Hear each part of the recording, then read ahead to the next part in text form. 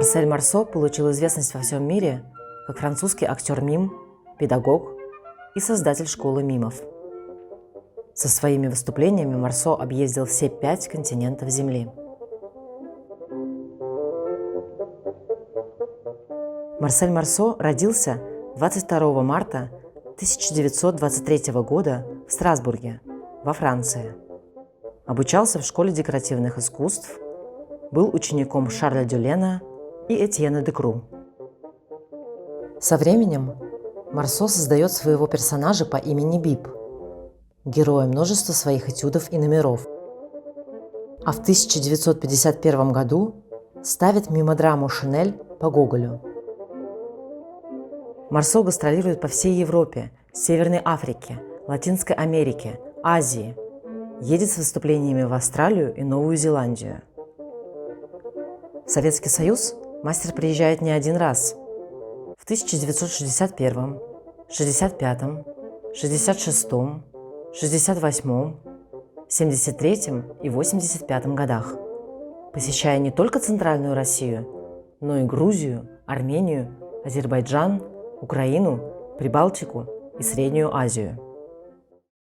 Несмотря на то, что выступления в 1985 году в СССР сорвались из-за серьезной болезни актера, он в дальнейшем возобновил свое мировое турне. Также Марсо активно принимает участие в творческих встречах, организованных театральными любительскими коллективами. Выступления Марселя Марсо имели колоссальное влияние на развитие пантомимы всюду, куда бы он ни приезжал, а это более 60 стран.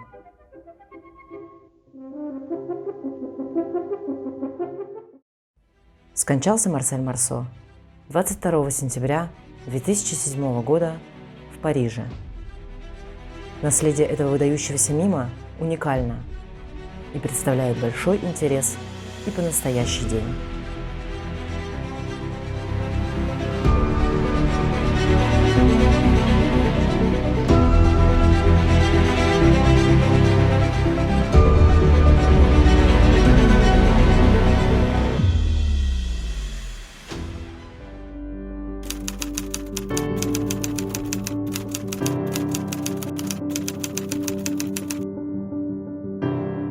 Пантомима очень древний вид искусства. Еще пантомима была еще в Древней Греции, в Древнем Риме. Без этого не могло обходиться, потому что еще не было микрофонов. И надо было как-то доносить до публики то, что говорят актеры на сцене. Были хоры, были мимы, которые, так сказать, тоже это все показывали. И были там средневековые, были замечательные кино, немое кино, это же все пантомимы. Но были спектакли потрясающие того же Жан-Луи Баро, и Декру. Если помните фильм «Дети Райка», Декру играет отца, Жан-Луи Баро играет Батиста де Бюро.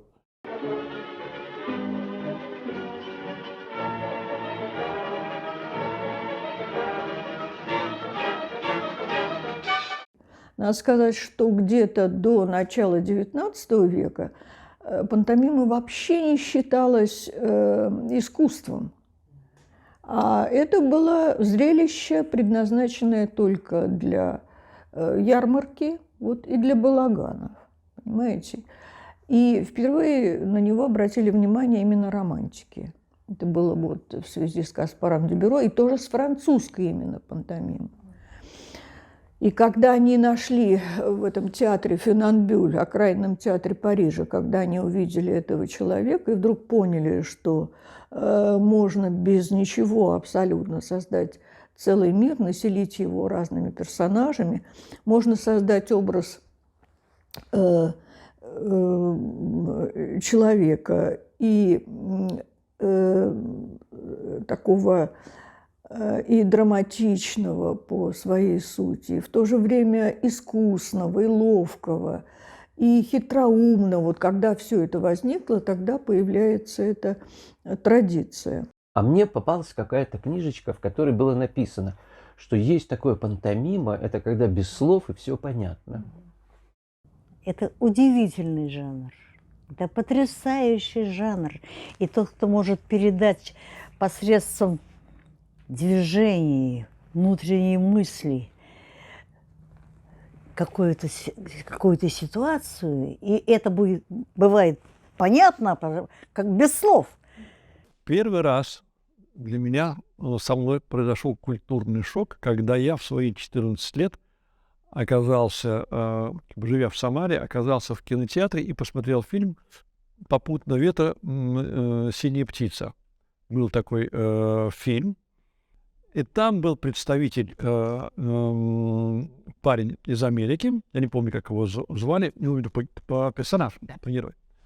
На самом деле его роль играл Борис Амарантов. Был такой, был такой мим, да. И он на парапете начинает демонстрировать свой номер.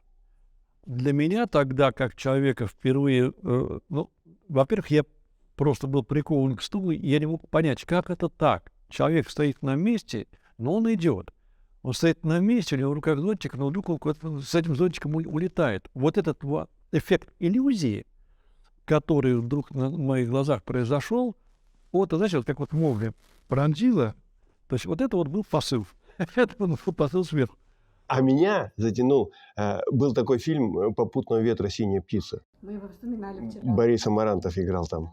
Вот, я его увидел первый раз, и вот все, очаровался. А я тогда, в свою очередь, увидел Кирюшкиных. Там был такой номер с шариком. Мои родители архитекторы, они не имели отношения к театру. Но понятно, что художническая публика и так далее. Я очень рано знал такие имена, как Чарли Чаплин, Ив Монтан, Робертино Лоретти и Марсель Марсо. Мало того, у нас дома почему-то сохранилась программка или даже афишка его вот этого выступления первого, да. И я прекрасно знал, что вот есть такой человек, который молча какие-то занятные вещи делает, что у него очень белое лицо, тельняшка, красный цветочек, вот этот примятый цилиндр. Это, скажем так, имя Марселя Марсо возникло в моей жизни на очень-очень ранней ее стадии. Я знал уже к этому времени, что были такие там артисты, как там Анатолий Елизаров, там Борис Амарантов. Это тоже имена, которые были на слуху. Был, например, британский мим, которого звали Адам Дариус, например, да, который, я даже не знал, что он приезжал, но это как бы величина, сущность не меньшая, он тоже как бы по этой части. Потом были последователи там театра на Забрадле, Ладислава Фиалки и там многие кто. Вот. Но Марсель Марсо, он стоит особняком.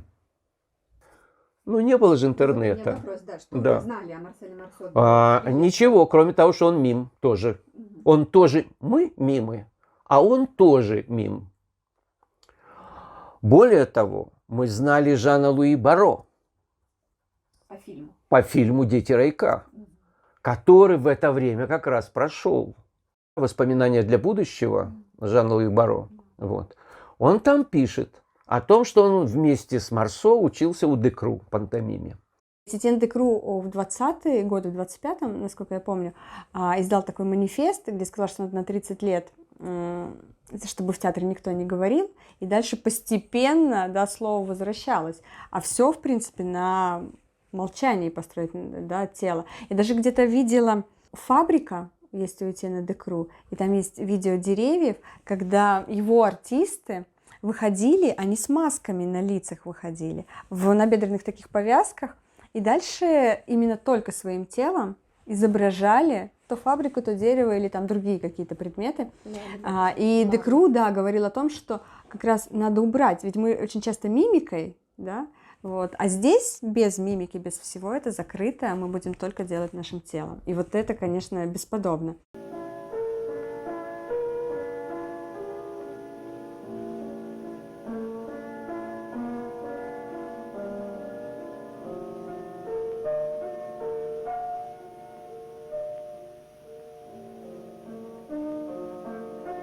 Даже у этих всех режиссеров, вообще у всех новаторов XX века, у них уже тогда было в крови вот это понимание того, что театр – это не отдельно драматическое искусство или не отдельно пантомима, а и то, и другое вместе. Мы смотрели все, что можно было посмотреть. Все книги перечитали о нем.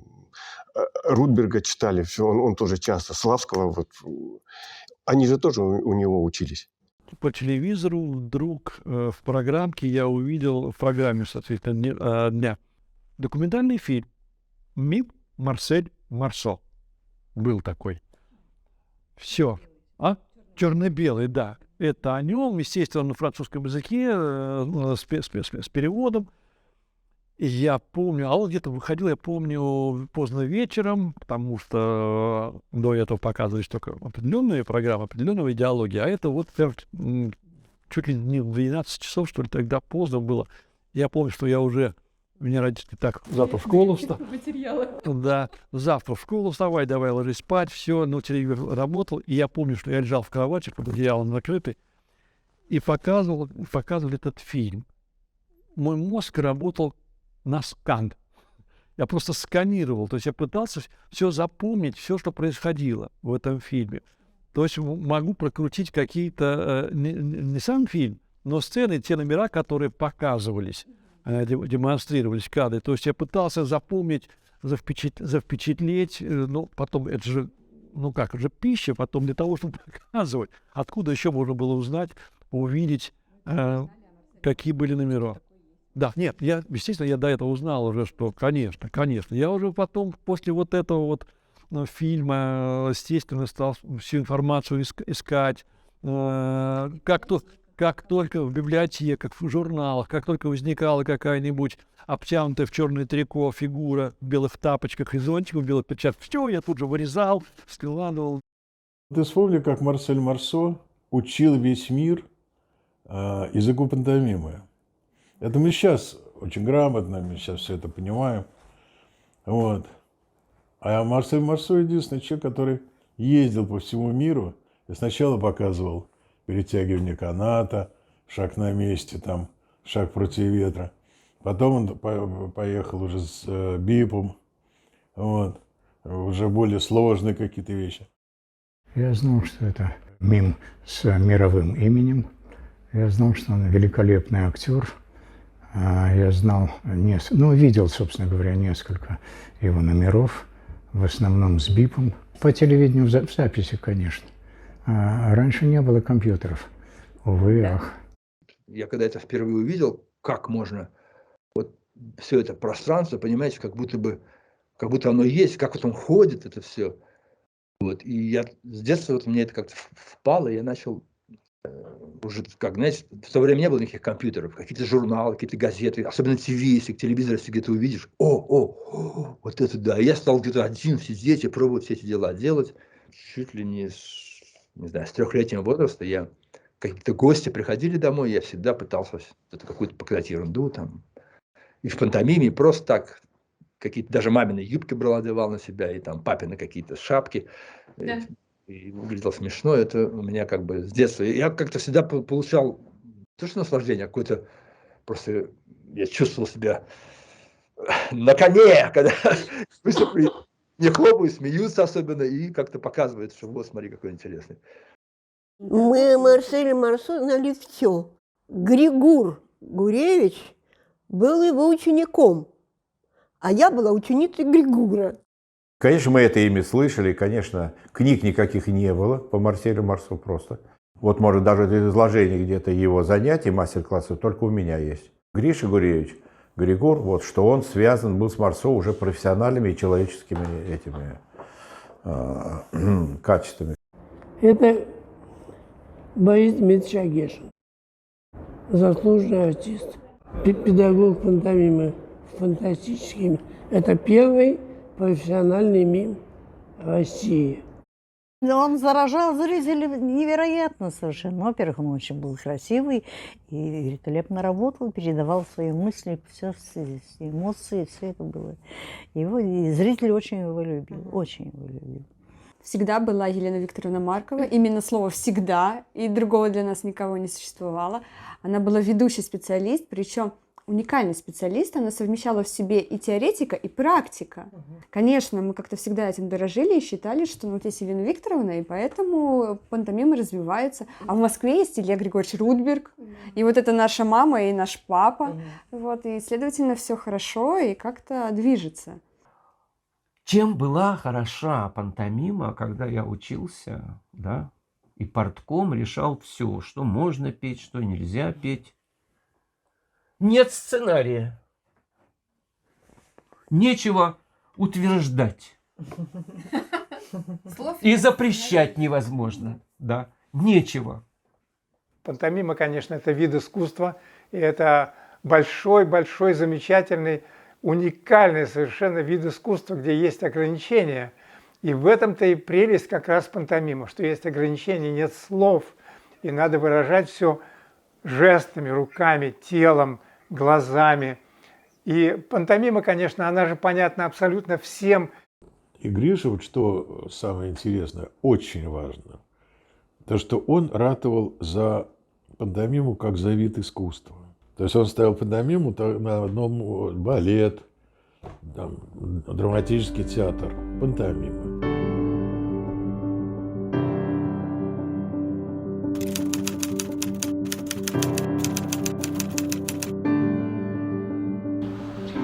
И это было году, в 62-м мы закончили институт, и образовался этот театр.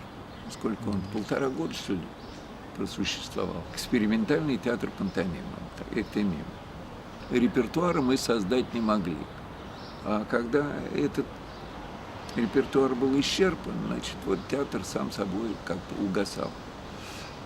Но в театре киноактера Саша Орлов, он пришел с весьма такой дерзкой идеей создать спектакль «Похождение Чичикова» по Николаю Васильевичу Гоголю.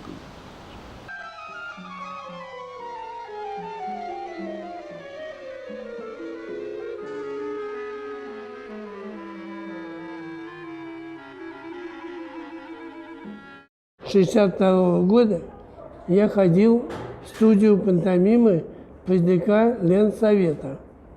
Это первая студия пантомимы в России, которую открыл Рудольф Евгеньевич Славский.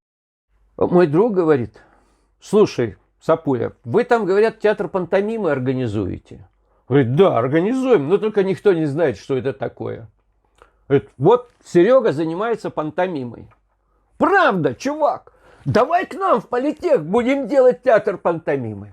И я поступаю для того, чтобы создавать театр пантомимы в политех.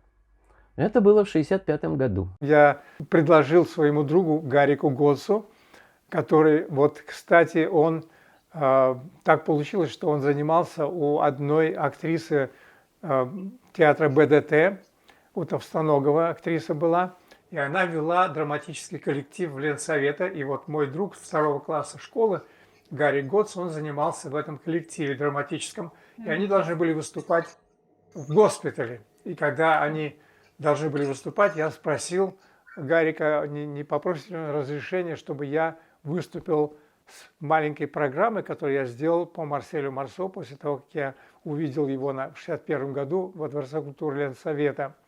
И она разрешила мне выступить. Выступил с небольшим отделением, примерно 20 минут, кажется, так.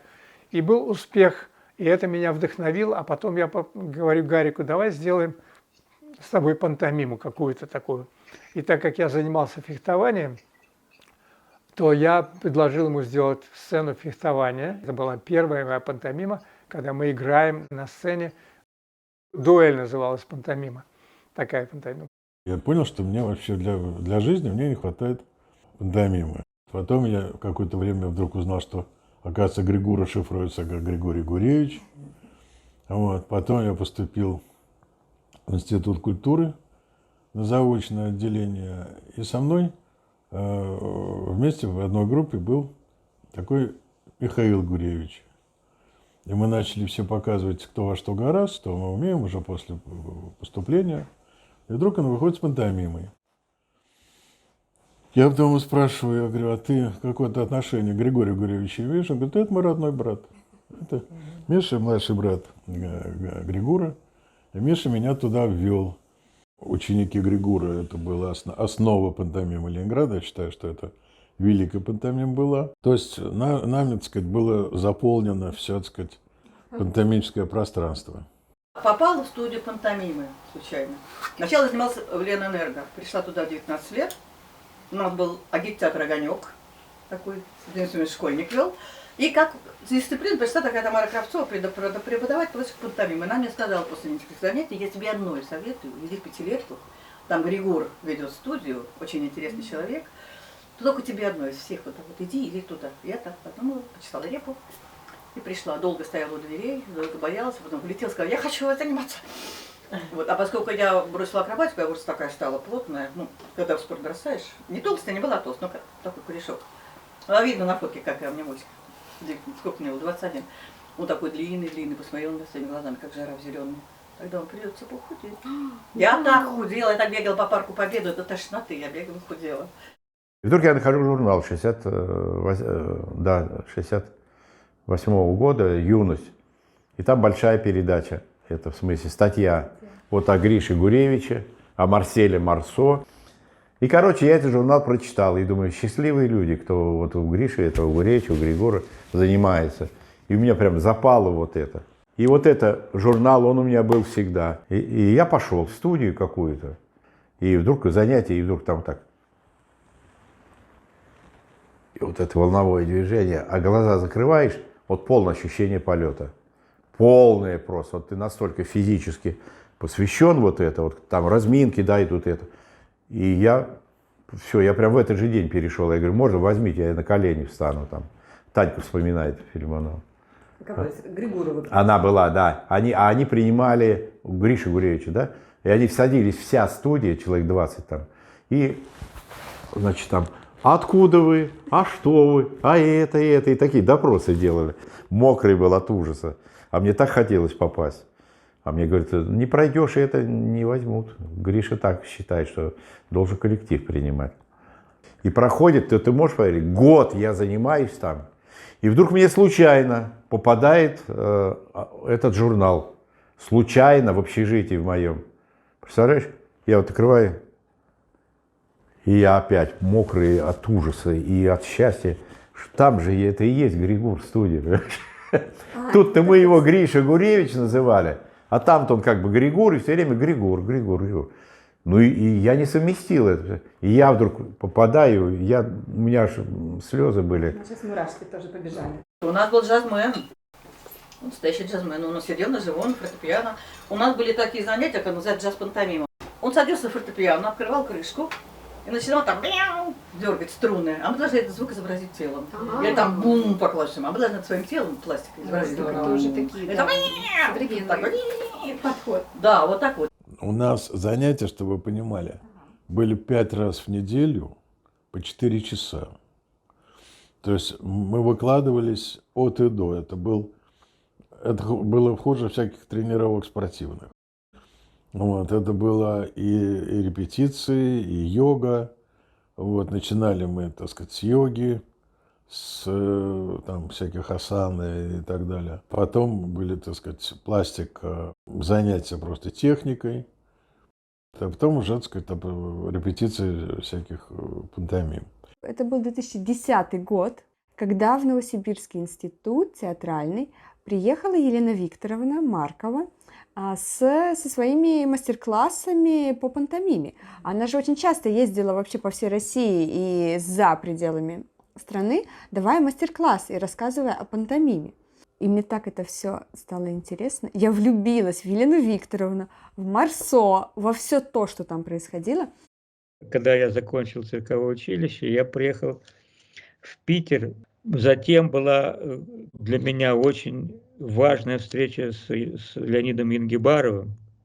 Вдохновил меня на создание театра пантомимы и клоунады. И после этого я понял, что мне нужно создавать какой-то репертуар, которого у меня не было, индивидуального репертуара, но были какие-то традиционные маленькие сценки такие. И в 1977 году с одним из номеров, вот «Лебедь» такой знаменитый у меня номер, я, в общем, попал на Всероссийский фестиваль и выиграл там приз. В общем, я стал лауреатом Всероссийского конкурса.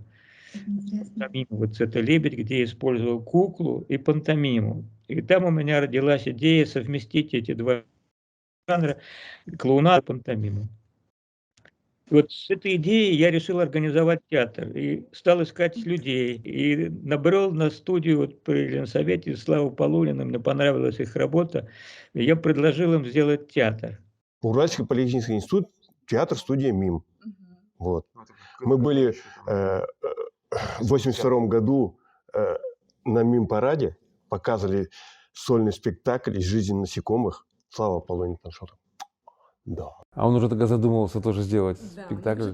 Мы на МИМ-параде пересекались. Вот. Грузинский, Ереванский, там Мицкевичус, там все, Слава молодец, всех в 82-м собрал. Да, все с республик разных. Все республики приехали. У нас был принцип, ничего мы не должны повторять, только свое. Вот только свое. И нас просят повторить какой-нибудь... Не получалось никогда повторять. И было неинтересно. Да и за нами тоже пытались повторять. И за нами, да. У вас, говорит, тоже своя школа, и никак не можем повторить. Ритм какой-то другой, и все вот это вот какое-то другое. У нас была в Ташкенте группа, которая называлась «Птицы с юга». Это был 81 год, это был институт связи. Я закончил Ташкентский институт связи. Не только я, вот все мы 4 клоуна, которые потом в этом институте мы нашли друг друга. Да, 4 таких молодых инженера, студента. После занятий собирались там в актовом зале и дурака валяли, короче. И Слава Полунин, лицезеи тоже посмотрели на нас. Слава говорит, очень интересная группа. Вот. И у нас там номер был, назывался «Птицы с юга», так он назывался. У нас там нет слов, только два слова. «Птицы с юга» мы говорим. Там охотник выходит и смотрит, на сцену вышли 2 птицы. Он так ружье настраивает. О, птицы с юга. Вдруг, представляете, он, ничего нет, слов, вдруг бац, говорит человек. И все, весь спектакль больше ни одного слова нету. И Адасинский заметил это, говорит, очень, говорит, оригинальное. Говорит, а почему вам так группу не назвать? Лицезеи посмотрели, одобрили. Для нас это было вообще выше крыши. Да. Мы выступали на улицах, в каких-то там учреждениях, вот так вот как-то ездили, в каких-то школах, вот так, как придется. А тут вдруг бац, вот именитая группа со всего мира, известная, сам Полунин, и мы это самое решили. И худрук театра Вайль, он тоже говорит, да, вы довольно достойные ребята, давайте мы вас к себе заберем. Даже зарплату дадим вам. А для нас да, мы рты пооткрывали, конечно, мы даже стали не спрашивать, сколько там и что. Все, мы тут, мы ваши, полы будем мыть, все, что как скажете. Мне жутко захотелось попробовать и научиться этому. У нас дома не было шкафа зеркального, но он был полированный. И я пытался, да, перед этой полированной стенкой шкафа повторить вот эти вот шаги на месте. То есть первый эффект — это вот шаг на месте. Это все это, как это так? Но понятно, что это не получалось, потому что это сейчас же с позиции профессионала понимаешь, что там все много зависит от балансировки. Ты каждый раз находишься какое-то мгновение, какие-то доли секунды или несколько, всегда на одной точке, на одной ноге. И вот это вот надо удержать.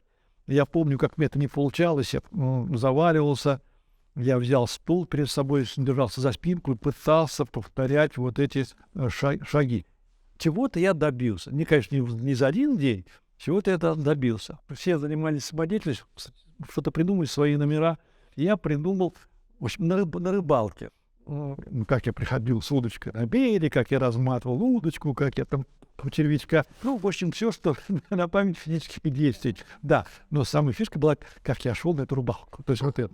Все остальное там, да, что я выловил, неревку поймал, ботины поймал, я примерял, это выбрасывал, и так далее. То есть это был первый опыт, с одной стороны, исполнительский и режиссерский одновременно. То, что я увидел, совершенно не вписывалось в мои представления, связанные с Марселем Марсо, потому что ребята занимались пластической импровизацией, они были иные. И Гедрюс был иной, совсем иной. Литовец, говоривший с акцентом на русском языке, для нас это выглядело просто почти как марсианин. Я не знал, кто он такой. Они-то на него молились, потому что они видели его на сцене театра Модриса Теннисона и знали все это дело получше, чем я. И я понял, я остаюсь. Вот так в моей жизни возникла пантомима и пластическое искусство, понимаете? И вот сами судите, наверное, косвенно, а может быть и прямо, Марсель Марсо сыграл в этом определенную роль. Класс делился на две части. Была разминка, когда мы осваивали какие-то там isolations там, и всякую остальную историю, да? Потом на ранних годах нашего театра, в ранние годы нашего театра, вторая часть класса, она была посвящена импровизации на заданные темы. И из этих импровизаций и родились такие спектакли, как «Балаганчик», «Преодоление», «Звезда и смерть» Хоакина Мурьеты и дальше. Я говорю, что театр пантомимы даже есть в Москве. То есть театр пантомимы. Потому что для меня пантомима всегда была сольная история. Первая моя гастрольная поездка это была в Днепропетровск. И первый мой выход уже на сцене с театром в роли «Шестерка» спектакль «Звезда и смерть» Хоакина Мурьеты. Это вот мой первый спектакль, первый выход в составе этого известнейшего коллектива на то время. И я в составе труппы. Это огромное было счастье.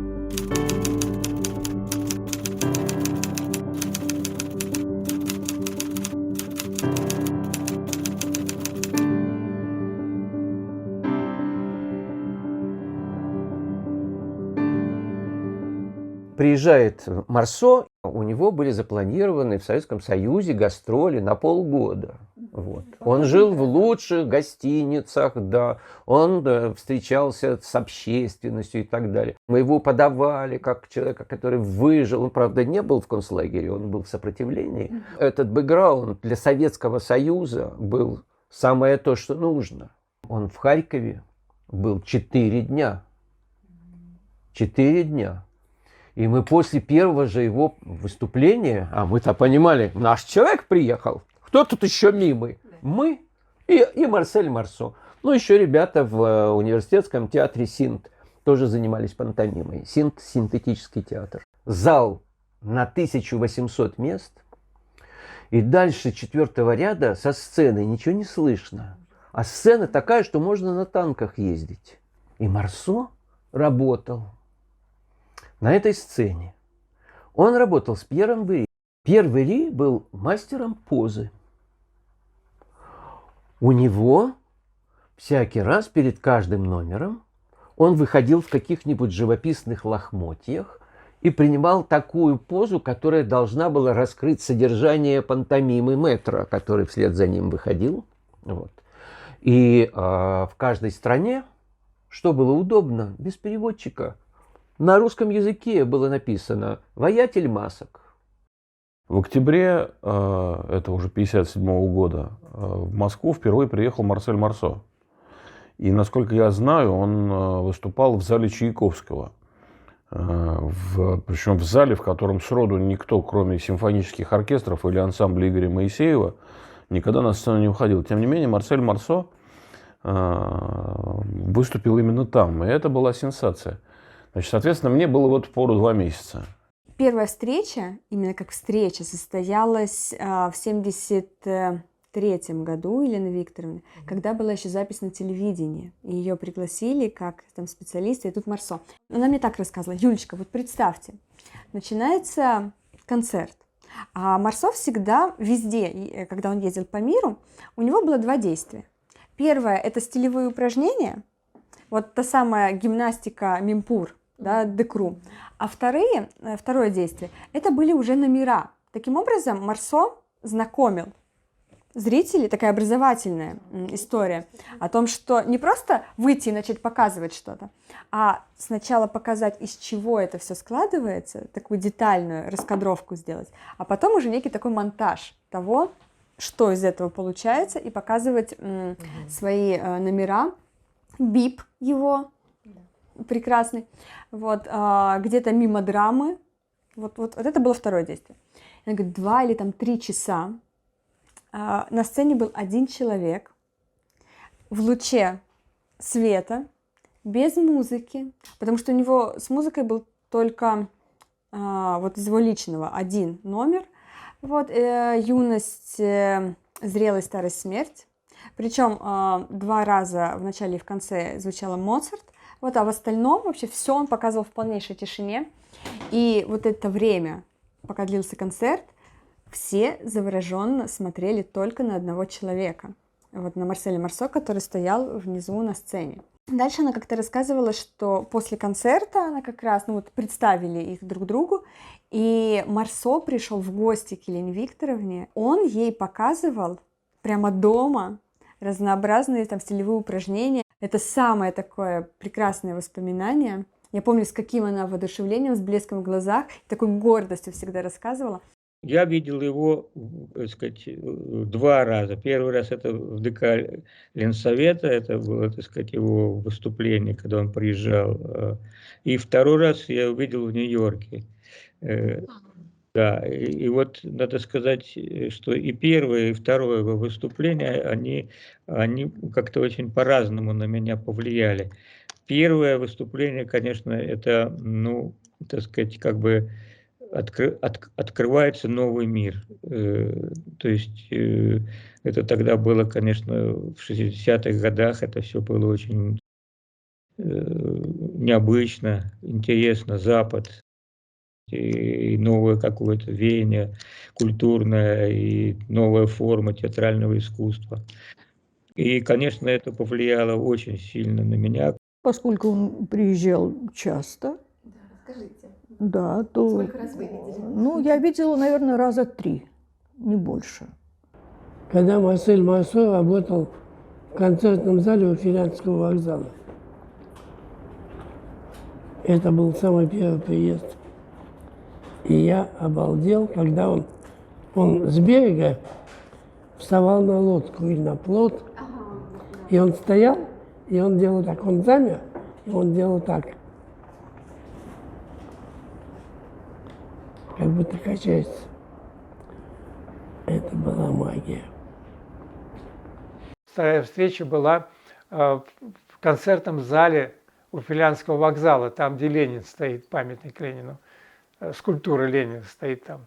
Вот там была вторая встреча. И туда я пригласил всех моих студийцев из Дворца культуры Ленсовета. И не только новых студийцев моих, но и старые студийцы, как, например, Роберт Городецкий туда пришел, и другие ребята, которые занимались у Славства еще. О билетах позаботилась администрация Дворца культуры Ленсовета. Они сделали нам билеты. Так что мы пошли уже бесплатно на этот концерт второй. И мы пошли к Марселю Марсо за кулисы, прямо в его гримерную. Вот там была вторая встреча, мы познакомились с ним там. А потом уже были 3-я и 4-я встреча еще в Дворце культуры Ленсовета, когда он выступал там, в Ленсовета. Так что, когда мы в Баку с ним встретились, мы уже были очень хорошими друзьями. И у меня есть фотографии, мы там почти голенькие на пляже. Но в плавках. Спектаклей было, по-моему, 12 штук, мы были на всех. Но, естественно, во-первых, не было билетов, во-вторых, не было денег на билеты. Вот. Гриша, Марсо ему выписывал контрамарки. Естественно, на всю нашу банду это было невозможно. Вот. И мы туда проникали кто во что гораст. Я обожал все, что он делает. Самое потрясающее – это одна фраза. Вот, когда рядом со мной сидела молодая пара, и парень отвлекся, что-то он куда-то повернулся, вот, и он отвлекся в какой-то момент. Своей девушке говорит, что он сказал? Хорошо. Он приехал с программой, мы были на всех его представлениях, в Телетке сидели в Отцовой яме, он сказал переводчество, у него девушка переводчица, молодая. Я вижу их каждый день, неужели я еще не надоела? На мы все сидели в оркестровой яме, мне вот такими глазами смотрели. Да, а потом мы его провожали.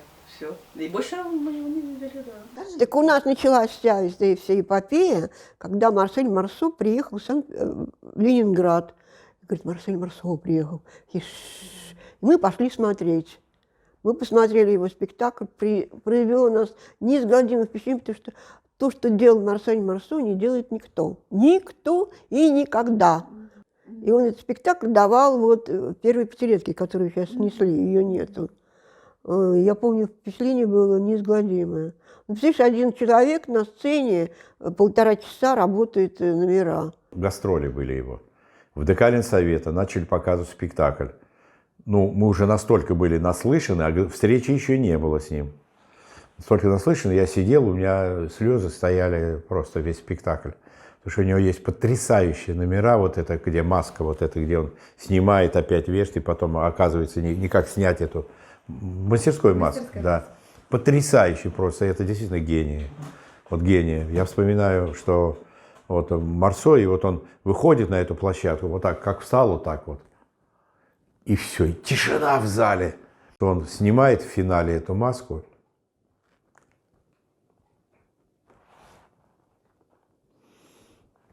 И показывает лицо свое, Марсо.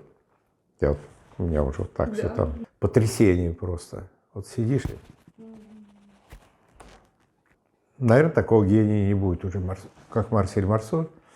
И он к нам приехал, ему было за 50. А 55 ему было. А в 55 одному отпахать целый концерт на 1500 мест. Ты же чувствуешь все эти 1500 мест. Это не на 30 человек.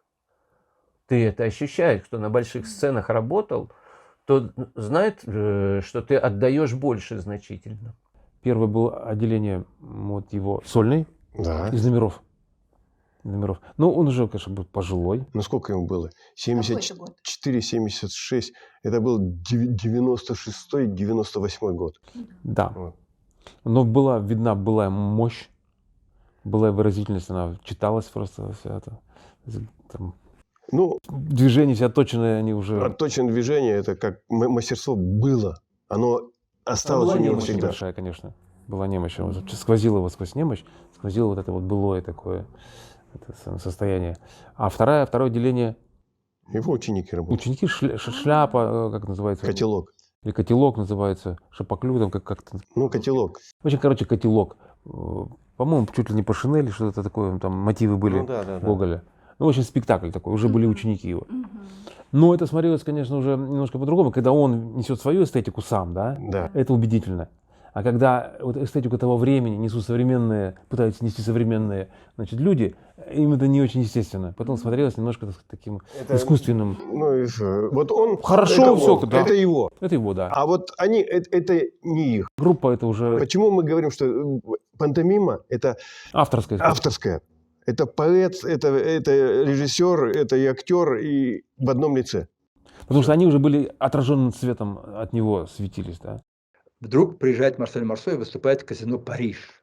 Показывает свою программу, да. Разумеется, я всех своих детей, они уже подросли к тому времени, хватаю жену, и мы бежим в этот Париж. И там, к моему удивлению, зал был далеко не полный.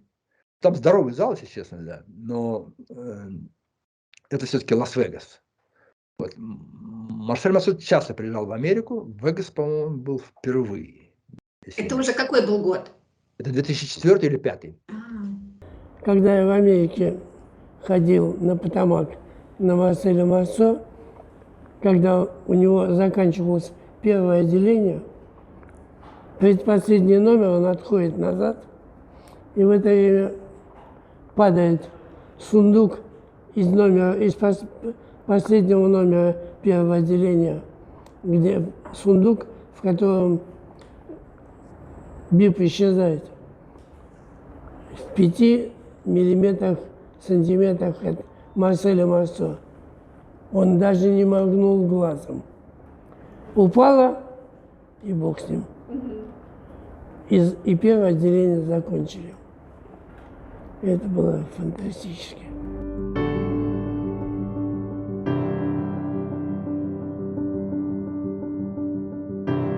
В какой-то момент Марсо приезжал к нам в студию проводить мастер-классы. Мы еще не знали, что это называется мастер-класс. Он проводил у нас занятия. Это было очень здорово, очень интересно. Я помню, он рассказывал про свою пантомиму, которую он собирается поставить на тему как-то японской истории. Вот. Он был одет просто, без всякого кимоно, естественно. Но когда он начал показывать, это был рыцарь, это было кимоно, это было И он говорит, я очень много работал над звуком, как достается меч. И он так сделал, вот я, конечно, не повторю, как он, но это было очень здорово, и до сих пор это все помню. Мы были все на этом вот встрече Станиславского, были все представители от студии, мы были, и после этого он ломанулся к нам преподавать. Он куда должен был ехать, он сказал, нет, я поеду в эту студию. И подавал нам урок, станок, со станка надо начинать, все. Вот это никто не говорил. Со станка, да, к станку, все к станку, а у меня выразность плохая. Он сказал, сетремали, это плохо, я французский понимаю. Я такая, а потом, значит, надо было, да, как бы делать насчет нагибкости, как проверяла, и кто я акробатками, и все, только давай. И он меня за хвостик взял, так вот поддерживал, так что говорит, детали рука ко мне прикоснулась, представляете? И вот так наклонял меня будто назад, а я вот так гибко, я не упала, ничего, я так выстояла. Тут он сказал, Сетебьен, это хорошо. Вот, ну вот он вел у нас урок, я не помню, сколько, часа, 1,5-2 дня. Был такой союз театральных деятелей Узбекистана, как и в России. Они мне вдруг предлагают ехать, представлять Республику Узбекистан в 1988 году, в Чехословакии в то время еще была. Такой был городок Марианские Лазни. Там выступали, я не знаю, есть такой, знаете Владислав Фиалко? Да. Это Мим Чехословакии. Да, у него был театр «Нос», по-моему, назывался. И там был такой Борик Поливка. Поливка. Да, тоже из Чехословакии. Там как раз я и встретился с Марселем Марсо. И там он проводил один воркшоп. Это мастер-класс. И, разумеется, все, кто имел желание пойти туда, поприсутствовать, разумеется, я побежал один из первых туда. Вот. Я помню единственное, что он, когда показывал этот свой канат известный, да, он говорит, что вы не должны показывать. Я понимаю, он говорит, техника. Техника это, говорит, как бы ее нужно дома осваивать. А когда вы выходите на сцену, вы должны чувствовать в руках канат, чтобы после того, как вы его тянете, если я посмотрел бы на ваши руки, чтобы здесь оставались мозоли, понимаете?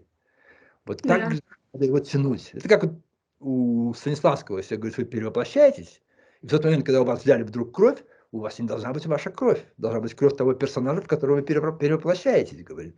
Вот до такой степени нужно психически себя перестроить. Вот примерно так же он рассказывал об этом канате, об этой стенке там, или вообще о том, как вы должны чувствовать в пантомиме вещи. Да. То есть, если вы показываете какой-то там угол, там, и вот вы толкаете, и об этот угол вы что-то порезались, я должен видеть эту кровь на ваших руках, понимаете? Говорит, вот до такой степени, говорит, надо, говорит, входить в это пространство. Говорит, тогда сработает, тогда зритель будет так же чувствовать, как и вы чувствуете, и не будет думать, ой, а что он показывает? Это вообще не будет, такого вопроса даже не возникнет. Они все прекрасно будут видеть это иллюзорное пространство как реально существующее.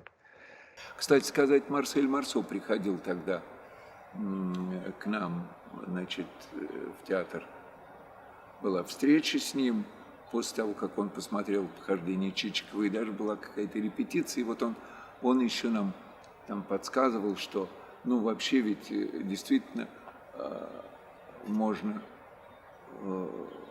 при помощи вот тела, пластики и дать образ дороги совершенно разная, разнообразная. Она может быть и ухабистой, и мелкая такая, и можно мчаться, да. В общем, действительно, возможности разнообразные.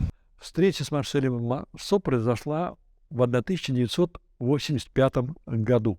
По-моему, у него, не знаю, 1 или 2 или 3 вечер концертных должны были быть.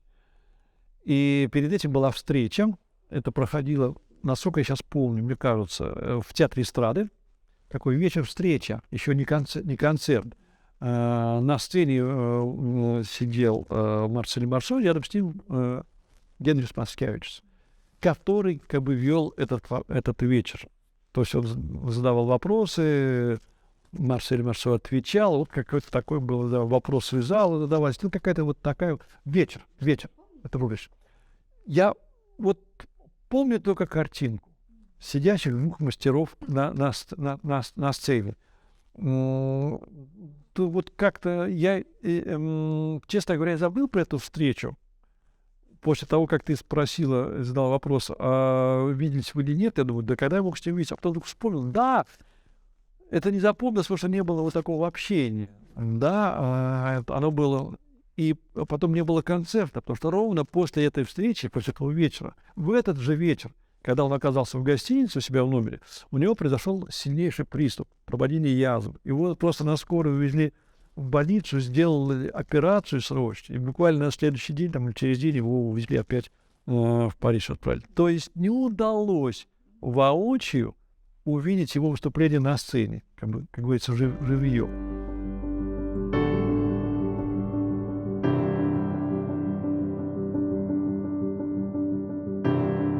Мы поднимаемся вот всей этой бригадой, поднимаемся на сцену после его концерта. И стоит Марсик, как мы его называли между собой, естественно. В Харькове любое слово переделывается сразу же, тогда оно становится своим. И он объясняет, что кто-то сшиб какой-то пластиковый фильтр с прожектора вот здесь. И поэтому у него пантомима просто не получилась. Решили эту проблему. И мы подружились с Марсо и его продюсерами навсегда. Потому что Марсо был в отчаянии и говорит, что я прекращаю гастроли, если у меня не будет вот этого пластика, вот здесь, все. Я не могу туфту показывать людям, я не могу. Это же советские люди, их 1500 там сидит каждый вечер. И что я им покажу без пластика? Что касается съемки Марсо, то она, если мне не изменяет память, была где-то в середине 70-х годов. Конечно, это было большое потрясение, потому что, значит, я расскажу детали этой съемки, они, как мне кажется, чрезвычайно любопытны. Мы заказали время тракта, это время съемок, да, значит, узнав, сколько длится фонограмма, а мы снимали один этюд. Я сейчас точно не помню, но то ли бип с цветком, то ли бип с бабочкой. Вот один из этих этюдов мы снимали. Мы выяснили время фонограммы и заказали съемку. Фонограмма, по-моему, длилась 4 минуты, не больше. И заказали съемку на полчаса, да, думая, что нам хватит времени сполна. Вот. Значит, соответственно, вот первый дубль идет, значит, нам кажется, все замечательно, оператор замечательно попадает в ритм и в мелодию фонограммы, он делает планы ближний, да, средний и дальний, да, значит, нам показалось, что все блистательно. Поднимается в аппаратную со студии Марсель Марсо, и я чувствую, как возникает некое эмоциональное напряжение. Почему? Потому что ему ничего не нравится. Ему не нравится съемка, ему не нравятся планы, хотя мы думали, повторяю, что мы отсняли все блистательно. Когда после 3-го или 4-го дубля повторилось то же самое, и когда мы пытались выяснить, а что же его не устраивает, да, то ни переводчик, который был представлен к Марселю Марсо, милая девушка, ни Елена Викторовна Маркова, которая присутствовала в это время в аппаратной и знала, в общем, достаточно прилично французский язык, нам помочь в этом не могли. Увы и ах. Тем не менее, значит, итак, 4-5 дублей. Когда после 5-го дубля повторилось то же самое, значит, Марсо стал ходить по аппаратной, куда он поднялся, стал, значит, показывать нам на монитор, следя за отснятым материалом, и стал, значит, пантомимически изображать жизнь своего героя, да, этого самого Бипа в этом номере. И только, да, и стал что-то объяснять, или пытаться нам что-то объяснить. И только вот в этот момент с помощью Елены Викторовны Марковой во многом мы поняли суть его претензий. Оказалось, что с фонограммой, по которой, в общем, мы работали, да, выстраивая видеоряд, у него очень сложные взаимоотношения, что иногда он совпадал с ритмом и мелодией, Иногда он выстраивал свои взаимоотношения, вернее, своего героя на контрапункте. Да? То есть не на совпадении, а на противопоставлении этой мелодии. Да. Что для него гораздо важнее была музыка тела. Вот это очень важно. И он нам показывал, значит, те детали, те нюансы, которые необходимо было зафиксировать на пленку и которые мы промахивали. Но самое главное, что вот это не совпадение с музыкальным рядом, вот это внимание к музыке тела, к нюансам, к движению, к ритму, оно, собственно говоря, и делало его персонаж живым. Да? Вот этот масочный персонаж делало абсолютно живым, абсолютно узнаваемым для всех. И мы разговаривали с Марселем Марсо, и он мне рассказал такую вещь, что его пригласили сниматься в кино, где он должен был сказать только одно слово. Я не помню точно, какое слово, или да, или нет. Да, он как мим он должен был сказать только одно слово. И это, кстати, исторический момент в его истории, в жизни.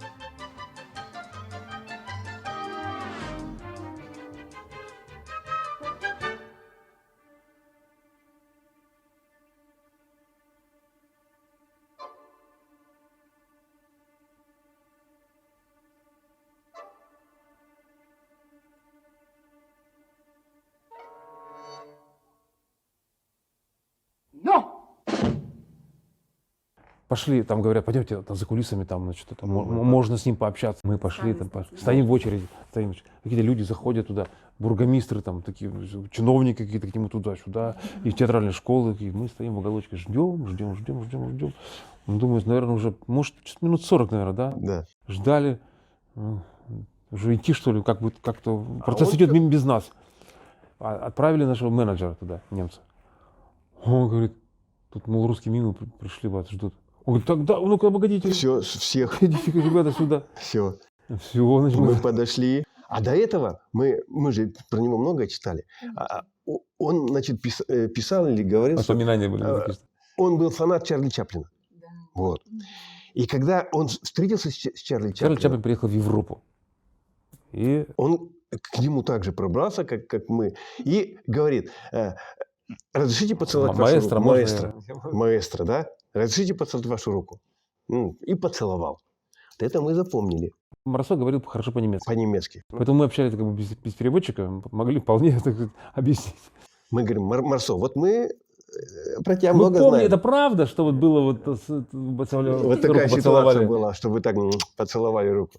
Он говорит, правда? Да. Мы говорим, ну позвольте нам. Разрешите нам поцеловать вашу руку. Ой. Да. Он говорит, ну давайте. Да. Он, правда, не думая ничего, не сознался, ничего так. Нет, это просто такая третья. Мы так поцеловали руку. И вот, это знаешь, как проникло? Вот это просто... как бы передача какая-то произошла. Вот это... Традиции какие-то. Да какие... Это все равно, что я вот поцелую тебя в сердце, например. Или вот в голое сердце. Вот эту вот руку. Ну, причем да. такая рука, которая рабочая, вот такая вот, она сейчас отработала концерт, все вот это вот. Прибежала на вокзал его провожать. Это ночью было, это была «Красная стрела». Он стоит в тамбуре. Мы стоим, естественно, на платформе, машем им ручкой. И начинается гимн великому городу. «Красная стрела», поезд номер 1, гимн великому городу. И произошло чудо. Он начал показывать пантомиму тот оркестр, который сейчас играет эту музыку. То есть он показал, что идет дождь. И всем людям уже вот так эта бравурная музыка надоела. Вот. И показал характеры каждого из музыкантов. Вот. Это было потрясающе. Вот. Но это вот, знаете, такое, когда на твоих глазах творится чудо, вот, это здорово. Он был в восторге от русского зрителя, в восторге просто. Он считал, что русский зритель – это наивысшего качества зритель, что они так воспринимают до тонкости все детали, реагируют на его показ. И он просто в восторге был от Советского Союза в то время. И впоследствии он не мог понять, почему я мог уехать оттуда и почему я должен был покинуть Советский Союз, почему мы вот многие, кто уехали, почему мы покинули Советский Союз, потому что он представлял себе, что строй этот идеальный строй для людей и так далее. Вот у него такое было ощущение, и он с огромным удовольствием приезжал в Советский Союз.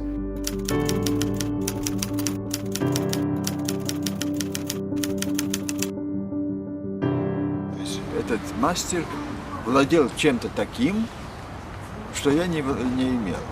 Хотя в пантомиме, как понятию, я пришел до того, как я его увидел на сцене. То есть я не помню, там год, два, полтора года перед тем. Но факт, что Марсель Марсо первый мастер. Ну что такое мастер? Это выходит на сцену человек и сотворяет чудо. То есть что-то такое, что перебивает всю твою жизнь, все понятия, все такое, и создает чудо. То есть это ненормальный человек, шаман, это чародей. И в чем важность таких людей, как Марсель Марсо? Это творческие люди, которые относятся к миссии.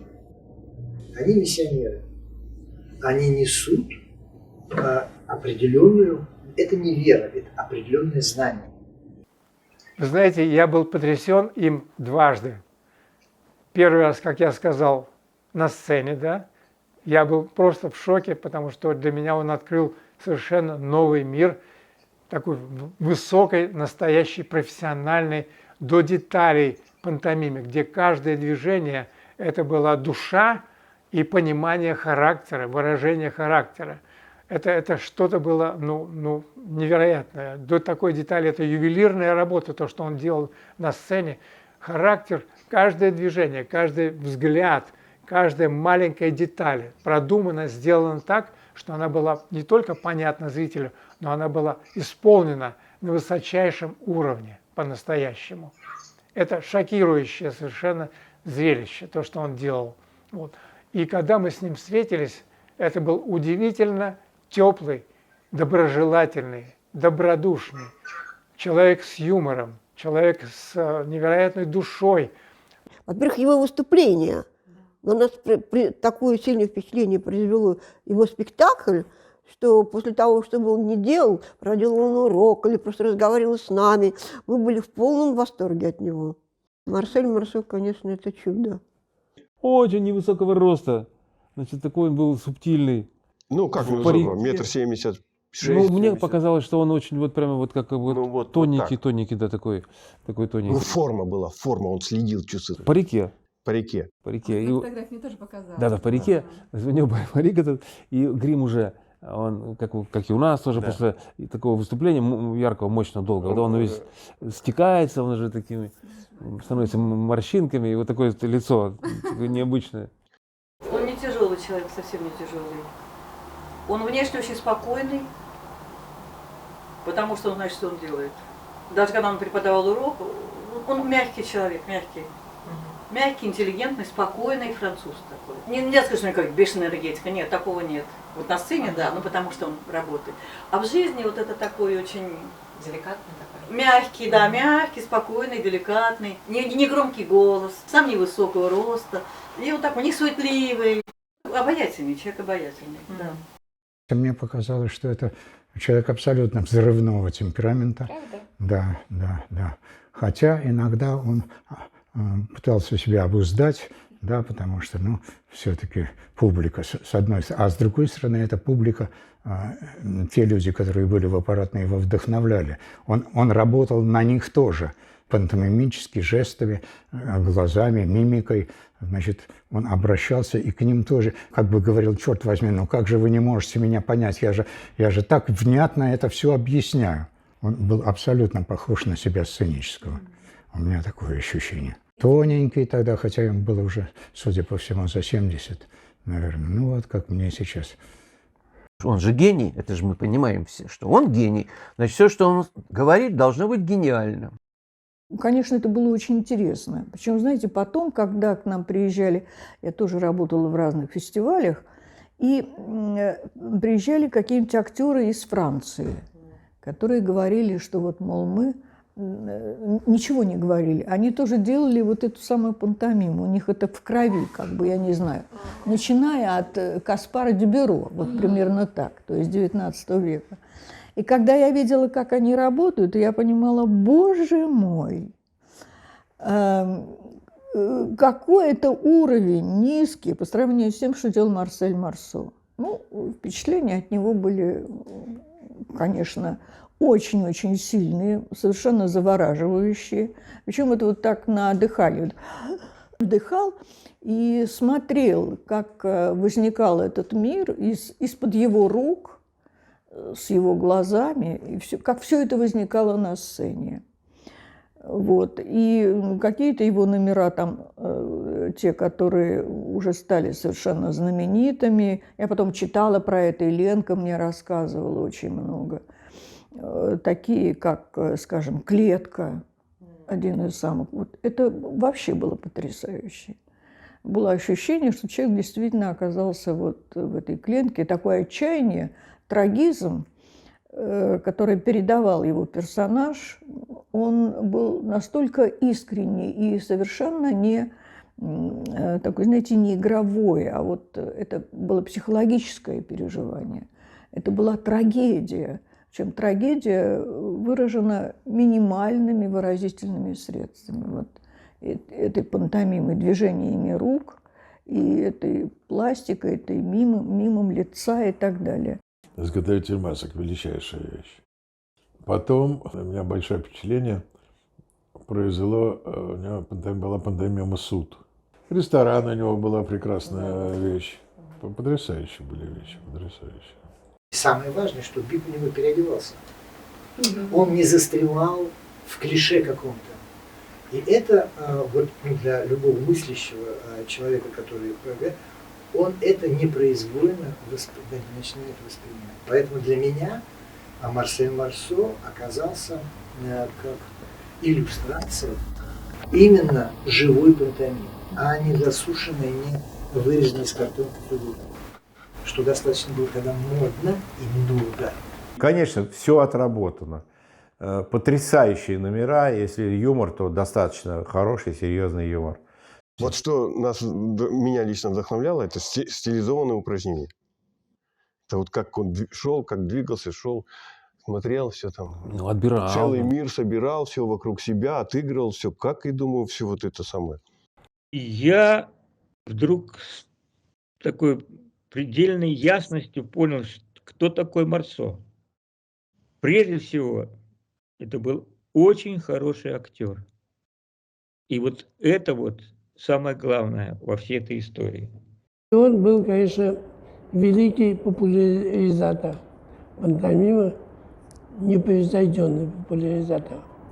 Вам хотелось потом повторить какие-то его этюды? Мне до сих пор хочется. То, что демонстрировал Марсель Марсо, было доступнее для зрителя.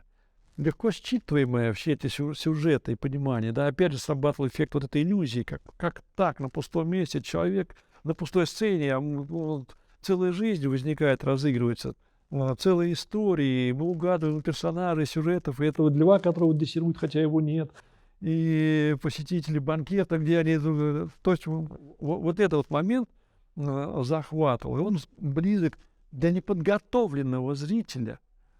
Приходили люди, которые первый раз это видели и восхищались узнаванием происходящего, то, что демонстрировал он, а потом уже и самим искусством, как это делается одновременно. Вот еще в чем, наверное, срабатывание именно популярности Марселя Марсо в этом жанре. Он начинает как бы нам играть реакцию, не действие, а реакцию на действие. Это потом сильно стал развивать Гротовский. О том, что сила убедительности для зрителя заключается не в том, что я бью хлыстом, а то, как я воспринимаю воображаемых хлыстов. То есть мое восприятие. И Марсель Марсо вот это внедрил в пантомиму. Он говорил о такой нетерпимости людей друг к другу. Он говорил о нехватке какой-то нежности, любви, согласия. Он говорил о том, что человек постоянно находится в опасности.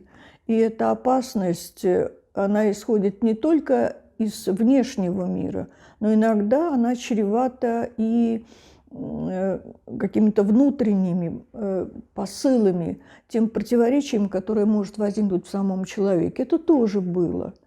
И это тоже отражалось в его бипе.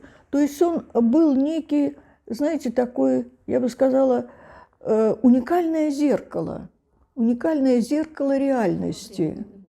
В 1966 году в Ташкенте, если я не ошибаюсь, было страшное землетрясение, когда очень много людей там погибло.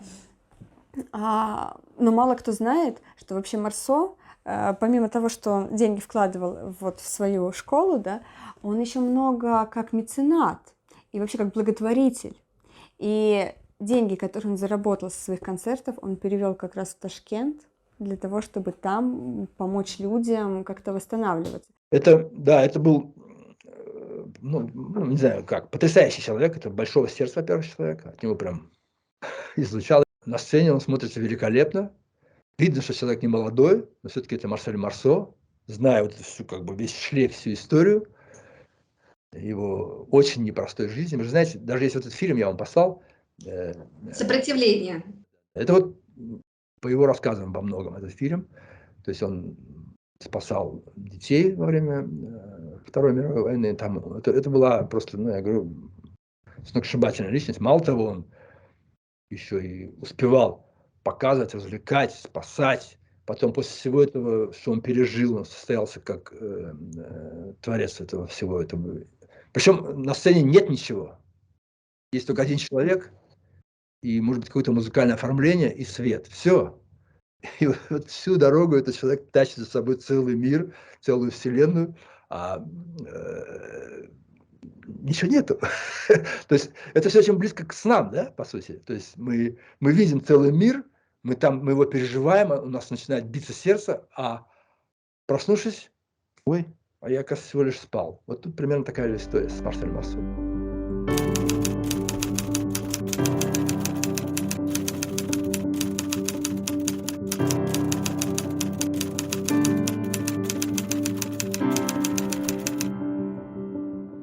Когда я увидел Марсо, у меня появились, конечно, свои сольные пантомимы. Я выступал в концертах с сольными пантомимами. И одну единственную, операция «Аппендицит», это была самая популярная. Мы увидели это у Марсо. Вот. И поскольку всем хочется, чтобы народ смеялся, тогда ты понимаешь, что там есть реакция. Когда они молчат, то непонятно. Они понимают что-нибудь из того, что ты делаешь, или нет. А когда смеются, то точно понимают. Поэтому я именно этим объясняю такую вот всеобщую славу операции аппендицита. Скажем, с воятелями масок там, и прочее, с этим было сложнее значительно. Уже это человек знаком с Марселем Марсо лично. Он с ним разговаривал, он ему что-то показывал, а тот ему что-то ответил, даже написал. Это все, это рекомендательное письмо в целый слой людей. Я не скажу всему человечеству вообще наплевать, многие не знают, кто такой Марсель Марсо. Но для театралов, это такая марка. Все мы были молодые, примерно одного возраста, разница там в год или полгода. И вот группа таких сумасшедших, которые отдавали все театру, отдавали все для искусства. это высокие слова. Но мы занимались только этим. Но мы просто работали 9 часов в день, каждый день, познавая свое тело, свои возможности, этюды делая, то есть ища язык, как выразить, как это передать со сцены. И надо сказать, что, как объясняли потом, что наш успех был в основе, так сказать, в основе нашего успеха было то, что мы были свободны. То есть мы делали, что мы хотели. Много работали. То есть мы, отшлифовали, так сказать, все, что возможно у человека до какого-то состояния или до какой-то степени, и выходили на сцену и общались со зрителем. И это, оказывается, было настолько опасно или настолько сильно, что нам прекратили, так сказать, нашу работу. Понимаете, на мой взгляд, невозможно, чтобы было 100 Марселей Марсо. Вот он уникальный, он единственный. Но есть кто-то еще.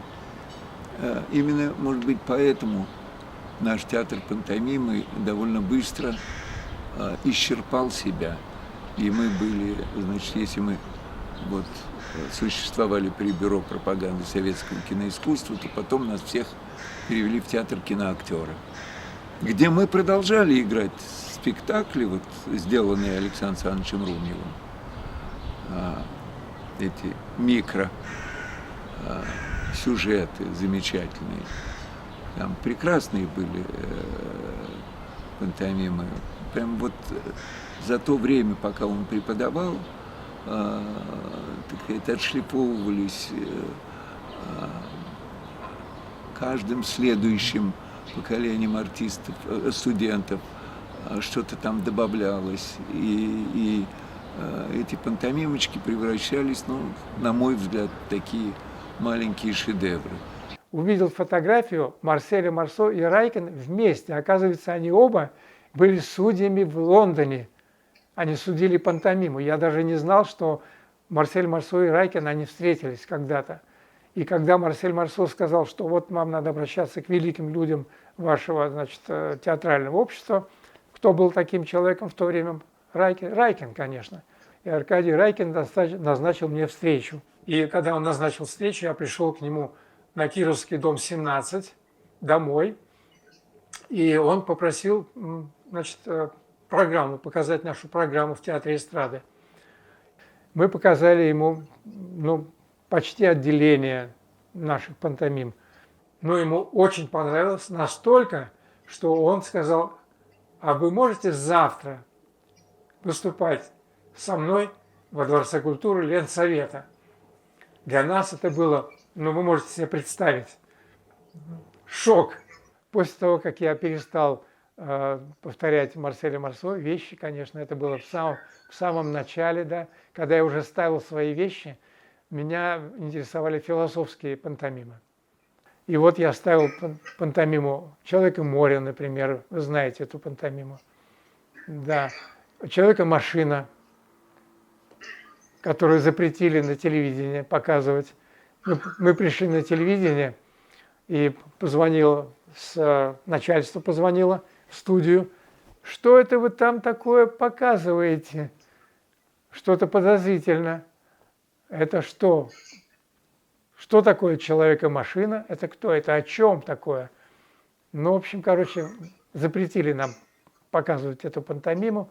Когда мы ушли из театра, из-за того, что у нас не было никакой деятельности в театре, мы в Ленинграде создали свои студии пантомимы. Те мои ученики, которые были способны преподавать, например, Боря Изотов, сделал свою группу пантомимы во Дворце культуры имени Дзержинского. Гарри Гоц, Дворец культуры пищевой промышленности. Так? Я сделал во Дворце культуры первые пятилетки. Слава Полунин в Ленсовета. Миша, мой брат, да, он сделал в студенческом городке, там Московский проспект, в этом районе, да? И эти группы наши, они делали потрясающие профессионального класса пантомимы. Все группы были уничтожены, всех уволили.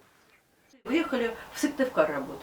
Приехали, показали им сначала комическую пантомиму, потом «Человек и море». И они сказали: все, мы искали интеллигентную пару, нам нужно было, вы будете у нас работать. И 2 года мы с ними работали. Было, знаете, что приятно, едешь, в театре с вечера до полудня была программа, едешь, в метро поднимаешься, мы едем. Программа с вечера до полудня, он участвует, Татьяна Филимонова, Александр Саткин. По связи мы такие: вот она слава. Вот она слава. Я-то думал, что я останусь в этом театре у Гриши Гуревича, как режиссер уже. Вот, и прям планировали. Я пошел дальше намного просто. Я стал разрабатывать теорию вот этого движения.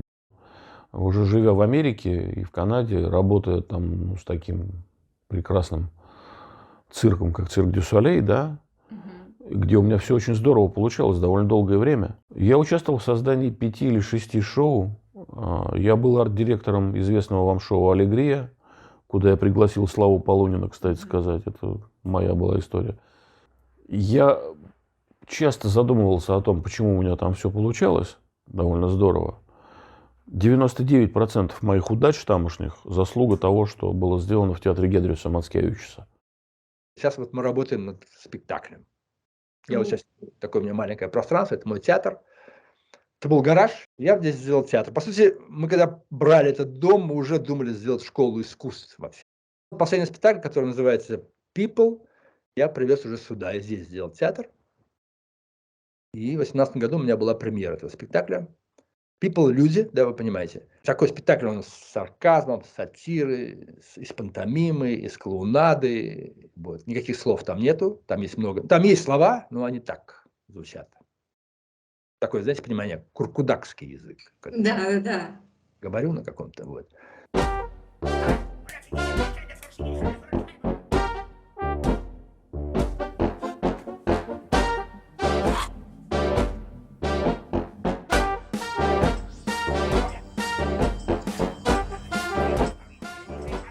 Когда мы попали к юмористам, к нашим... Смехопанорама, да. Кубок юмора, был такой вот вип-концерт. Потом, значит, это самое... Я вас, конечно, по телевизору видела. Кривое зеркало. Вот там была совсем другая атмосфера. Там можно было работать с гэками, короткими фразами, показ, слово. То есть такой микс. Это у нас научили вот эти вот юмористы наши. Потому что мы сначала показали просто свои номера, а номеров у мимов не так много. Веселых, которые можно показывать вообще на телевидении. 30%. В сольной программе там они проходят нормально вживую. А когда покажешь по телевидению, вот там человек ест, там что-то надо, отвлекся, там, и уже не понимает, что произошло. Тут же надо следить все вот это вот, допустим, там ты... У меня есть мой сольный спектакль, который я играю, называется «Смех». Я его стараюсь регулярно играть. Еще был спектакль несколько лет назад, который я делал, посвященный Марселю Марсо, с его жизнью, его деятельностью, с кусками пантомимы, которые там должны были идти, и мои какие-то идеи, и его работы.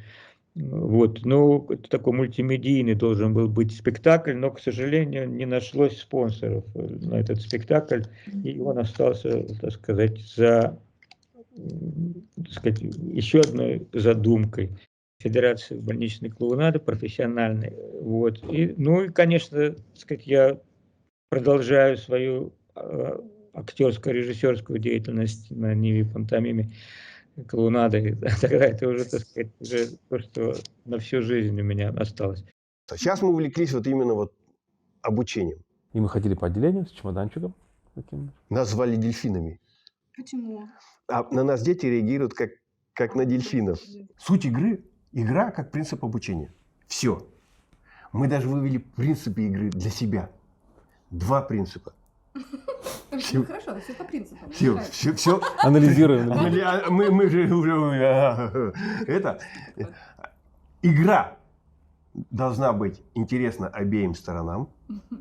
Вот. Если тебе, допустим, то есть ты сразу проецируем актер и зал, да? И зал. Значит, нужно так, чтобы это было интересно и актеру, и залу. А то актер играет, а зал... То есть принцип театра тут работает, принцип, да? Законы Станиславского. Все работает по Станиславскому. Недаром это законы. Маленькие упражнения, все работает. Все работает. И еще, от простого к сложному Если игра неинтересна, усложняем. Если неинтересно ребенку, не получается, упрощаем. Вот два принципа. С какой эмоцией я на тебя покажу, ты эту эмоцию попросту пародируешь и с этой эмоцией говоришь свое имя. Понятно? Да. Поехали. Катя. Какая, Катя, была эмоция? Удивление. Да, скажи, Катя! Катя? Все правильно. Видите, эмоции трудно объяснить иногда. Катя. А рука Хорошо. где? А рука где? Вот. Катя. То здесь, Катя. да. Вот это я правильно почувствую эмоцию. Катя. Врешь! Катя! Катя! Вот, ты сейчас раскрылась. Некоторые боятся крикнуть даже. Вот мы это делаем, чтобы они не боялись своего голоса, не боялись выявить себя. Это был экспериментальный курс, вот он был, художественный руководитель Иван Эдмундович Кох и мастер курса, кажется, Кирилл Николаевич Черноземов, вот так было.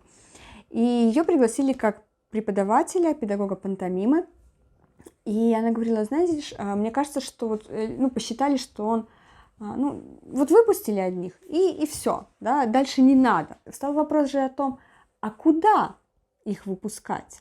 Да? То есть они прекрасно, они владеют своим телом, да, и их сразу же расхватали разные театры. Вот. Но вопрос именно как театра пантомимы же не существовало. У меня был концерт во Дворце Ленсовета. Я пришел туда заранее и пошел к начальству. Я говорю, здравствуйте, я такой-то, такой-то. Мы здесь занимались у Рудольфа Евгеньевича Славского в студии, и у меня есть предложение организовать Академию пантомимы имени Рудольфа Евгеньевича Славского. А мне, Гриша, мне все, ребята все сказали, мы приедем, мы все будем бесплатно преподавать. Мне сказали, а кто будет оплачивать помещение, а кто будет оплачивать педагога. Я понял, что я сказал, до свидания. В каком году это было? 5 лет назад. Как только здесь сейчас мы вот в этом ангаре, извиняюсь, будем его преображать и делать из него театральный зал, понимаешь, мы сумасшедшие в этом плане. Хоть Роберт Городецкий сказал, что пантомима закончилась, я хочу тут студию все равно сделать. Я хочу делать фестивали здесь, потому что все будет для этого. Все будет для этого. И собрать вот и по новой все восстановить это. Сделать центр пантомимы.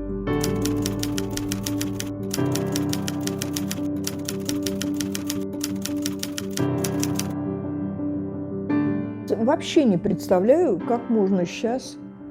Вот я с вами познакомилась, и я вдруг поняла, что я не понимаю, как можно заниматься сейчас пантомимой. Что это может быть за пантомима? Я ее не вижу. Может быть, она и есть. Сейчас пластика не процветает. Вернее, она, видимо, как-то так ушла совершенно в другое русло. В том-то и дело. Надо же, так сказать, где-то реализовать, правда, свое мастерство. Раньше были концерты. Сейчас же этого нету. Понимаете, еще другое время совсем. Другое время и другие вкусы.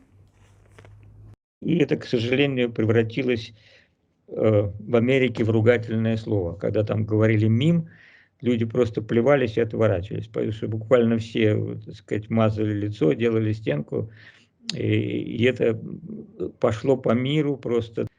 Таким образом произошла как бы девальвация всего этого дела как искусства. Вот в чем трагедия нашей пантомимы, в смысле вот нашей современной, что ли, пантомимы. Вот такая тонкость дошла бы до молодежи. Хотелось бы, конечно. Хотелось бы. Но, к сожалению, нет, и никто не обучает этому. Нету. Сам дойдешь, значит дойдешь, а не дойдешь, значит не дойдешь. Да. Пантомима, она актуальна всегда. Это все равно, что сейчас сказать, насколько актуальна вообще классическая музыка. Там, насколько актуально смотреть Рембрандта, там, этих всех. Ну, вы не поверите, просто ведь кто-то же говорит, что это все уже off, Все, old school, это сейчас никому не надо, и ничего такого вы не увидите. Если кто-то выйдет сейчас на сцену, это вообще сейчас будет чувствовать себя дураком, и все вокруг будут считать его дураком. Скорее всего, проблема в том, что дураков, может быть, стало больше, да. Я опять-таки говорю, это все можно свести, вот, разве можно перестать слушать Баха или Моцарта, или Бетховена, или Шопена? Как можно перестать слушать такого типа музыку? Как можно перестать смотреть на картины Леонардо да Винчи? Да?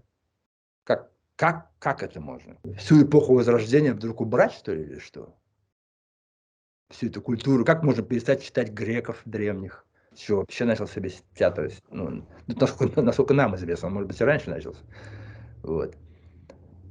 Как можно всю эту историю взять и ее захлопнуть, что ли, я не пойму. Ничего ужасного, никакой печали. Ну вот Марсель Марсо такой, никуда это не ушло. Все это осталось в анналах. Все это можно посмотреть. И, может быть, придет кто-то, который посмотрит, пропустит через себя, переварит, как-то продумает и что-то, основываясь на этом базисе, сделает следующий шажок. Все нормально. Также и не бесследно и то, что сделал там Жан-Луи Баро.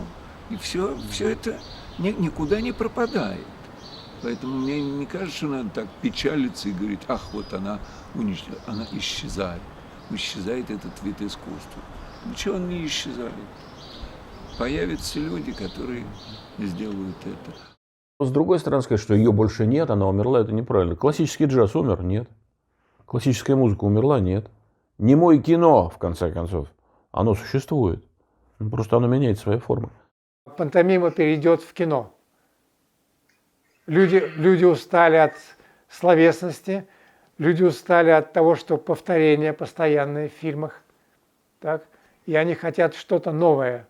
И вот я думаю, что когда пантомима придет в кино на каком-то определенном уровне, таком символическом уровне, я думаю, возможно, или комическом уровне, то это будет большой успех. Школу, про которую просто ее отмести нельзя, потому что если не будет школы Марселя Марсо, не будет пантомимы просто-напросто. Много чего уже взято из пантомимы, просто много всего взято. Вся пластика, вся вот эта синкретизация, там это же взято. Раз. Во-вторых, школа, она как бы... Марсо, она осталась везде. Вот он был в Японии, там же его на руках носили. А был здесь, какой приток был потом людей в коллективы, чтобы пантомимой заниматься. Не будь этой пластики, это божественная пластика. Я считаю, что я бы не был такой изощренный сам, как режиссер. Просто не был бы. Этот вид искусства сохраняется, да, и то, что наработано, никуда не уходит. Мне, например, опять-таки, я повторяю, что мне это как раз очень хорошо и сильно помогает в том, что я делаю на сцене драматического театра. Актер учится отбору. На примере пантомимы, да, точно так же, как дети, например, на примере игры, они приобретают навыки, которые пригодятся, будет перенос этих навыков в жизнь. Поэтому актер, который занимается пантомимой, он не пантомимой занимается, он занимается методом, который, обучением, который потом ему даст плоды в другом месте. Отбор, обобщение, стилизация. Вот это все принципы искусства, по большому счету.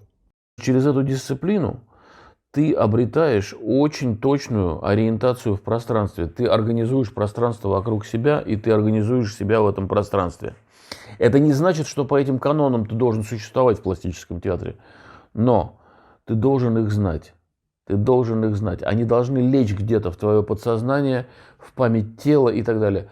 Пригодится. Пригодится, но это основы. Пантомима – это основа основ, основа и драматического, да, и балетного, и так далее. А у кукольников, да, всегда для них пантомима – это тоже часть. Если говорить о пантомиме, то также должен существовать некий, как бы, единый стандарт, что ли, обучения. То есть, как вот принято, чему надо учить, и как это учить, и И что должен знать актер, который вот решил посвятить себя, предположим, вот этому жанру. Вот если будет существовать, тогда будет школа, единая школа. А что такое школа? Это как вот, ну, система Станиславского есть, она никуда не девается, правильно? То есть по этой системе обучают всех. Она как бы признана всеми.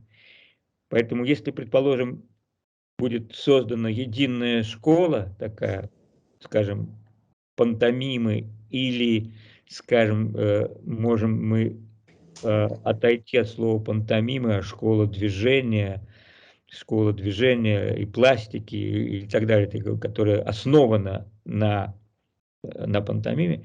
Вот в таком случае это можно говорить о перспективе какой-то.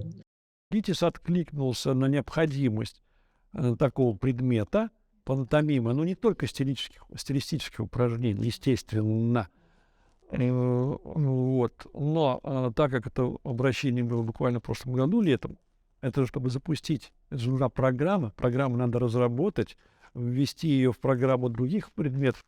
Я всегда прихожу к студентам и говорю о том, что а я вам расскажу про театр пантомимы. Вот, давайте и сделаем одно там занятие про театр пантомимы. Да, вот я вспоминаю Румнева, который в ВГИКе же, он как раз, как Елена Викторовна всегда говорила, скрывался, и за сценическим движением вот, преподавал ту самую пантомиму.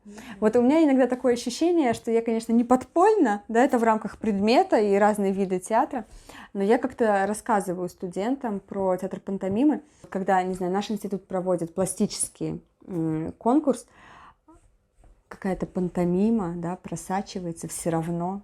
Вот. Пластика, да, она существует. Пантомима как таковая, это может быть, мысль такой впервые у вас прозвучит, это самая гармоничная система воспитания и развития человека как личности. Вообще мимы – это довольно живучие люди. Пластика – это как бы работа с телом. Тело и работа с сердцем, с почками и печенью. И поэтому мимы практически не болеют. Пластика, она очень как бы раскачивает организм, выпрямляет все, уводит все негативы и так далее и тому подобное.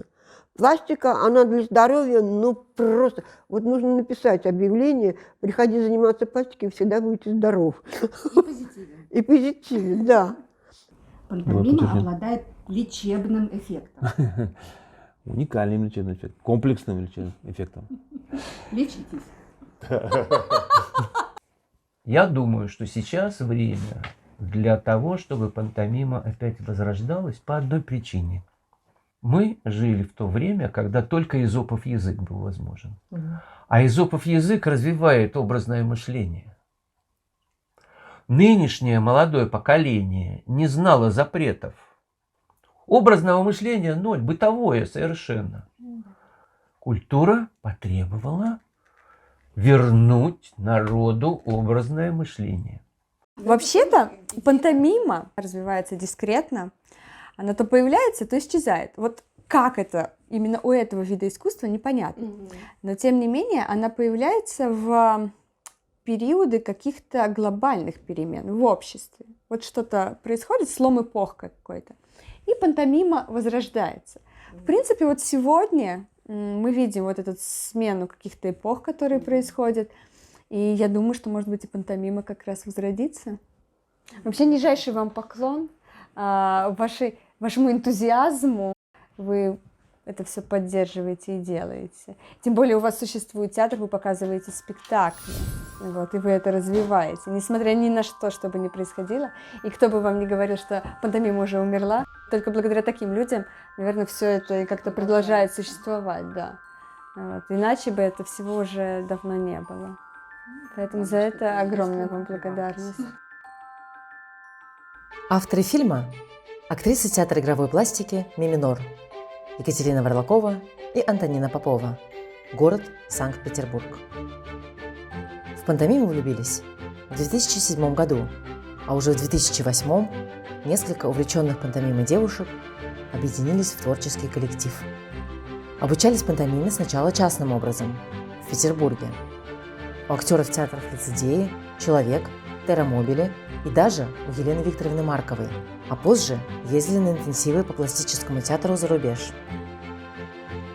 Спектакли и сольные номера театра «Ми-минор» регулярно показываются в Петербурге, а также становятся участниками международных фестивалей и концертов, например, в Германии, Чехии, Польше, Армении, Сербии и так далее. Сейчас в репертуаре театра есть спектакли как с несколькими актерами, например, «Душа русалочки» или «Аромат яблок», так и сольные спектакли «Жизнь онлайн», «Сны, которые мне снятся, когда я сплю», «Зеленые рукава». А не так давно состоялась премьера мужского сольного спектакля «Гранд Батман». Актрисы театра также ведут педагогическую деятельность, дают мастер-классы и занятия по современной пантомиме как для детей, так и для взрослых. С 2018 года театр «Ми-минор» проводит собственный фестиваль моноспектаклей «Соломка», объединяющий различных сольных исполнителей пластического жанра. Несмотря на то, что в нашей стране нет условий для получения профессионального образования в области пластического театра, а также почти отсутствует поддержка со стороны государства для существующих коллективов и для проведения фестивалей, есть отдельные творческие объединения и энтузиасты, которые развивали и продолжают развивать этот вид искусства. Они делают это по воле своего сердца. Оттого результат их работы искренне трогает любого зрителя. Нам кажется, что пантомима актуальна и сейчас, и мы верим, что она имеет безграничный потенциал для развития в будущем. В завершении хочется сказать, что на нас, авторов фильма, Марсель Марсо, безусловно, оказал мощнейшее воздействие, но уже скорее через наших учителей, поэтому мы своего рода внуки Марселя Марсо. Конечно, мы смотрели существующий видеоматериал, читали книги с описанием его техник, упражнений, этюдов для того, чтобы репетировать и пробовать самим. Мы хотим выразить благодарность всем, кто помог в создании этого фильма, кто в нем поучаствовал, кто делился контактами коллег, принимал у себя в гостях, например, Сергей Столяров, Сергей Овсянников, Татьяна Филимонова, Юрий Подражанский, Татьяна Львовна Пелецкая, кто дождался нашего приезда в Москву, дуэт Глеба Валерии, Владимир Ананьев, Сергей Лобанков, Павел Брюн, кто делился личными историями, Роберт Городецкий, Юлия Кунина, Елена Иосифовна Гарфункель, например, Анатолий Петрович Кулиш рассказал нам совершенно уникальные воспоминания о встрече с Марселем Марсо. И удивительно, что жизнь связала всех наших героев с театром или сцен-движением и далее. В фильм пошли не все, с кем нам удалось связаться. Например, Юрий Герсман, с которым состоялся телефонный разговор. Или с Александром Минченко мы встретились мельком в Москве. Он прилетел из Мексики, где преподает движение. Татьяна Смирнова написала целое письмо с воспоминаниями о мастер-классе, проведенном Марселем Марсо, даже приложила фотографию.